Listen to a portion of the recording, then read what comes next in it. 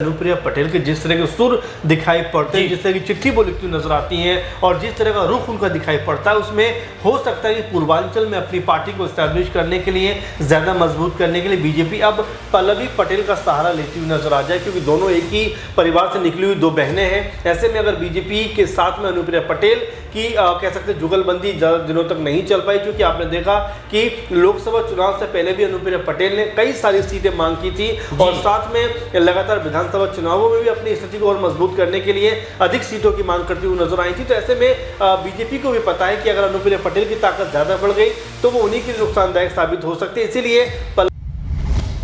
उत्तर प्रदेश की राजनीति में उठापटक की स्थिति थम नहीं रही है। एक तरफ केशव प्रसाद मौर्य और दूसरी तरफ योगी आदित्यनाथ की लड़ाई लगातार देखी जा रही है। दोनों ही दिग्गज नेता लगातार बैठकों पे बैठक कर रहे हैं। कोई सहयोगी दलों को समेट रहा है तो कोई अपने ही विधायकों को साथ लेने की बात कर रहा है। लेकिन इसी बीच एक तस्वीर आई जिसने उत्तर प्रदेश की सियासत में एक नए सवाल को खड़ा कर दिया। वो तस्वीर थी योगी आदित्यनाथ से पल्लवी पटेल की मुलाकात। इसके बाद से उत्तर प्रदेश की राजनीति में सवाल उठने लगे कि क्या पल्लवी पटेल अब एक बार फिर से भारतीय जनता पार्टी का हिस्सा बनेगी? क्या वही भारतीय जनता पार्टी जिस भारतीय जनता पार्टी की सहयोगी दल उनकी बहन अनुप्रिया पटेल है, क्या दो बहनें एक बार फिर से साथ होती हुई नजर आएगी? क्या पल्लवी पटेल के आने से अनुप्रिया पटेल भारतीय जनता पार्टी से रिश्ता तोड़ती हुई नजर आएंगी? कई सवाल हैं जो इस वक्त उत्तर प्रदेश की राजनीति में उठते हुए नजर आ रहे हैं। आखिर केशव प्रसाद मौर्य और योगी आदित्यनाथ की लड़ाई के बीच पल्लवी पटेल और अनुप्रिया पटेल किसके साथ रहेंगी? मेरे साथ इस मुद्दे पर बातचीत करने के लिए अमन सर मौजूद हैं। उनसे जानने और समझने का प्रयास करेंगे कि इस वक्त जो परिस्थितियां बन रही है उत्तर प्रदेश की राजनीति में आखिर क्यों ऐसा है। सर, मेरा पहला सवाल, सीधा और सटीक सवाल यही रहेगा कि पल्लवी पटेल की योगी आदित्यनाथ से मुलाकात और ऐसे समय पर जब दोनों ही नेता केशव प्रसाद मौर्य और योगी आदित्यनाथ सहयोगी दल अपने विधायकों सांसदों संग लगातार बैठकों पे बैठक कर रहे हो, समेटने का कार्य कर रहे हो, अपने साथ लेने के जो कह सकते हैं जद्दोजहद है उसमें जुटे हुए हो, क्या मायने हो सकते हैं इसके? देखिए सिराज, अगर उत्तर प्रदेश को हम देखें और खासकर उत्तर प्रदेश की जो राजनीति उस पर चर्चा करें और उसमें भी बीजेपी का जिक्र हो, तो देखिए अपने आप में हालात बहुत बेहतर नजर नहीं आते। पार्टी के अंदर खाने में जो स्थिति बनी हुई है वो कम से कम ये बता रही है कि कुछ भी जो है अच्छा नहीं चल रहा है बीजेपी के अंदर। आप देखिए जब कह सकते हैं कि जब लोकसभा चुनावों के परिणाम सामने आते हैं उस वक्त बीजेपी को करारा झटका लगता है कि जो बीजेपी लगातार दावे कर रही थी कि भाई हम उत्तर प्रदेश में 80 की 80 सीटें जीतने वाले हैं, उनके हिस्से में महज 32-33 सीटें आती हैं। और वहीं अखिलेश यादव, जिनको बीजेपी कुछ भी समझने को राजी नहीं थी, आपको याद होगा कि बीजेपी के नेता ये कहा करते थे कि भाई ये समाजवादी पार्टी नहीं बल्कि समाप्तवादी पार्टी, समाप्त होने वाली है। वही अखिलेश यादव, वही सपा एक बार फिर अपने आप को दोबारा रीस्टैब्लिश करते उत्तर प्रदेश के अंदर तकरीबन 37 सीटों पर जीत दर्ज करती है। इंडिया गठबंधन समेत मिला दें तो ये 43-44 सीटें पहुंच जाती हैं, यानी बीजेपी एनडीए के आंकड़े से बहुत ज्यादा। तो यहाँ पर आप देखिए किस तरह से बीजेपी के अंदर हलचल मचती हुई नजर आती है। अभी की अगर बात करें तो इसमें केशव प्रसाद मौर्य जिस तरह से एक्टिव नजर आते हैं, कभी दिल्ली भागे भागे आते हैं, कभी केशव मौर्य कभी जेपी नड्डा से मुलाकात करते हैं, कभी जो है बीजेपी के और जो आला का जो नेता है उनसे बात करते हैं। इसके बाद फिर बैठकों का दौर शुरू होता है, फिर यूपी पहुंच जाते हैं, सीएम योगी बैठक बुलाते हैं, उसमें फिर ब्रजेश पाठक और केशव मौर्य नहीं पहुंचते हैं। इसके अलावा वो कभी ओपी राजभर से मिलते हैं, कभी संजय निषाद से मिलते हैं और वहीं अनुप्रिया पटेल भी उनको आंखें दिखाती नजर आती हैं योगी को। इसके अलावा अगर देखा जाए संजय निषाद भी कहते हैं कि भाई बुलडोजर नीति ने कहीं ना कहीं हरवा दिया। ओपी राजभर कहते हैं कि भाई मोदी योगी में वो बात नहीं है। इसके अलावा जयंत चौधरी का भी स्टेटमेंट आप देखिए, ये कहते हुए नजर आते हैं कि भाई जिस तरह से नेम प्लेट का जो एक तरीके से शिगुफा छोड़ा गया, ये अपने आप में पूरी तरह से कमजोर और कह सकते हैं कि जल्दबाजी में लिया गया फैसला है। इससे सरकार को नुकसान होगा, लोगों के बीच में कहीं ना कहीं जो खाई है, जो कह सकते हैं कि प्यार मोहब्बत से जो लोग रहते हैं उनके बीच में दरार पड़ती हुई नजर आएगी। ये सब शब्द थे जयंत चौधरी के, जो कभी भी नहीं चाहते थे कि इस तरह की कोई चीज निकल के सामने। योगी आदित्यनाथ की नीतियों पर लगातार जो सहयोगी दल सवाल उठा रहे थे अब वही कहीं ना कहीं उनसे मिलते हुए नजर आ रहे हैं। और पल्लवी पटेल की मुलाकात इसलिए भी अहम है सर, क्योंकि पल्लवी पटेल वो शख्स है, वो नेता है जिन्होंने केशव प्रसाद मौर्य को सिरातू सीट से हार का मजा चखाया था। तो क्या योगी आदित्यनाथ अब किसी बड़े दाव की तैयारी में है? देखिए सिराज, राजनीति हमेशा विकल्प पे चलती है कि अगर ये हमारे साथ नहीं रहे तब हम कौन सा विकल्प अपने लिए अपनाते हुए नजर आएंगे। और देखिए अनुप्रिया पटेल के जिस तरह के सुर दिखाई पड़ते हैं, जिस तरह की चिट्ठी वो लिखती हुई नजर आती हैं और जिस तरह का रुख उनका दिखाई पड़ता है, उसमें हो सकता है कि पूर्वांचल में अपनी पार्टी को एस्टैब्लिश करने के लिए, ज्यादा मजबूत करने के लिए बीजेपी अब पल्लवी पटेल का सहारा लेती हुई नजर आ जाए, क्योंकि दोनों एक ही परिवार से निकली हुई दो बहनें हैं। ऐसे में अगर बीजेपी के साथ में अनुप्रिया पटेल की कह सकते जुगलबंदी ज्यादा दिनों तक नहीं चल पाई, क्योंकि आपने देखा कि लोकसभा चुनाव से पहले भी अनुप्रिया पटेल ने कई सारी सीटें मांग की थी और साथ में लगातार विधानसभा चुनावों में भी अपनी स्थिति को और मजबूत करने के लिए अधिक सीटों की मांग करती हुई नजर आई थी। तो ऐसे में बीजेपी को भी पता है कि अगर अनुप्रिया पटेल की ताकत ज्यादा बढ़ गई तो वो उन्हीं के लिए नुकसानदायक साबित हो सकती है। इसीलिए पल्लवी पटेल की तरफ कहीं ना कहीं सीएम योगी देखते हुए नजर आ रहे हैं। एक महत्वपूर्ण सवाल इन्हीं बातों को लेकर के मैं पूछना चाहूंगा कि अगर पल्लवी पटेल भारतीय जनता पार्टी के साथ गठबंधन करती हैं, क्योंकि समाजवादी पार्टी से अखिलेश यादव ने खुद उन्हें बाहर का रास्ता दिखा दिया इंडिया गठबंधन से, इसके बाद देखा जाए AIM के साथ गठबंधन हुआ तो कुछ फायदा हुआ नहीं, तो अब उनके पास विकल्प बचता है भारतीय जनता पार्टी का साथ। तो अगर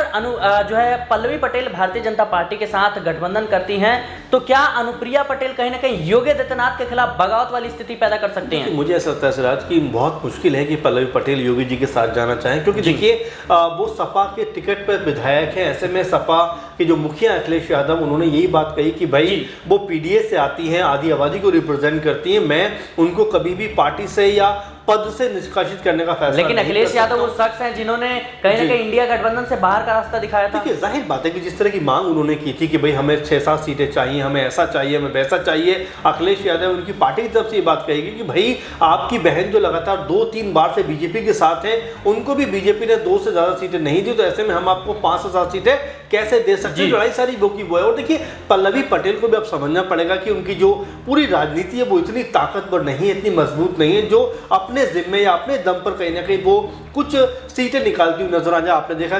कि ओवैसी के साथ में वो जाती हुई गठबंधन में नजर आई, लेकिन उस गठबंधन का क्या हशर हुआ आपने देखा। तो ऐसे में पल्लवी पटेल को 2 ही सहारे, या तो वो NDA के अंदर आ जाए या फिर एक बार फिर से जो कह सकते हैं कि इंडिया गठबंधन की वो राह पकड़ते हुए नजर आ जाए। और जो स्टेटमेंट अखिलेश यादव ने दिया है, ऐसा लगता है कि आपस में एक बार फिर से सहमति बनती हुई नजर आ सकती है। लेकिन ये जो तस्वीरें आई हैं इसका क्या? देखिए जाहिर बात है कि तस्वीरों की अपनी कहानी जरूर होती है, एक जरूर कोई मकसद और ऐसे समय पर जब कहीं ना कहीं भारतीय जनता पार्टी में असमंजस की स्थिति। देखिए बिल्कुल, मैं आपके वास्ते मैं ये नहीं कहूंगा कि आप जो बात कह रहे हैं वो ठीक नहीं कह रहे हैं, क्योंकि देखिए पॉलिटिकल में हर एक बात का कहीं ना कहीं कोई मायने होता है, हर तस्वीर अपने आप में कुछ ना कुछ कहानी समेटी होती है। तो बिल्कुल इसमें कोई दो राय की बात नहीं है कि योगी ने कहीं ना कहीं ये सोचा हो कि अगर कुछ लोग हमसे बाहर होते हैं, यानी कि OP राजभर का आप रुख देख रहे हैं, वो उनसे खफा नजर आते हैं, संजय निषाद भी खफा नजर आते हैं, जयंत चौधरी भी नजर आते हैं, तो कहीं ना कहीं जो बाकी के दल हैं, जो छोटे दल हैं, उनको अपने साथ लिया जाए, क्योंकि बीजेपी के साथ अगर पल्लवी पटेल आती है तो ये मानकर आपके लिए कि उनको फायदा होता हुआ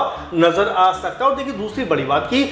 10 से 12 सीटों पर उपचुनाव होने वाला है, ऐसे में हर समीकरण को साधने में बीजेपी अपने आप को जरूर लगाना चाहिए, क्योंकि अगर यहाँ पर 10 से 12 जो सीटों पर चुनाव होने वाला उसमें अगर समाजवादी पार्टी 7 से 8 या यूं के इंडिया गठबंधन अगर 5 से 7 सीटें जीत जाता है, बीजेपी 3-4 पर सिमट के रह जाती है, तो एक बार फिर उनकी किरकिरी हो सकती है, क्योंकि इसमें एक अयोध्या की विधानसभा सीट भी है मिल्कीपुर, तो बीजेपी के लिए बड़ा मुश्किल है अपना दामन बचाना, इसीलिए सारे हथकंडे अपनाते हुए नजर आ रहे हैं। अखिलेश का वो बयान जिसमें खुले तौर पर कहते हैं कि पल्लवी पटेल जो है वो PDA का प्रतिनिधित्व करती हैं, इसीलिए हम उनसे उनके खिलाफ कोई भी एक्शन नहीं लेंगे। तो क्या अखिलेश यादव इस बात को बखूबी समझते हैं कि जैसे बूंद बूंद से जो तालाब है वो भरता है, वही रास्ते भारतीय जनता पार्टी अपना रही है, जिनके पास सांसद है या नहीं है, जिनके पास विधायक है या नहीं है, सबको कहीं ना कहीं अपने साथ जोड़ती हुई नजर आ रही है। क्या उसी रास्ते पर अब अखिलेश यादव जाते हुए नजर आ रहे हैं? देखिए मुझे तो एक शेर याद आता है कि दुश्मनी ने दोस्ती का सिलसिला रहने दिया, जो उसके सारे खत तो जलाए मगर पता रहने नहीं दिया। तो ये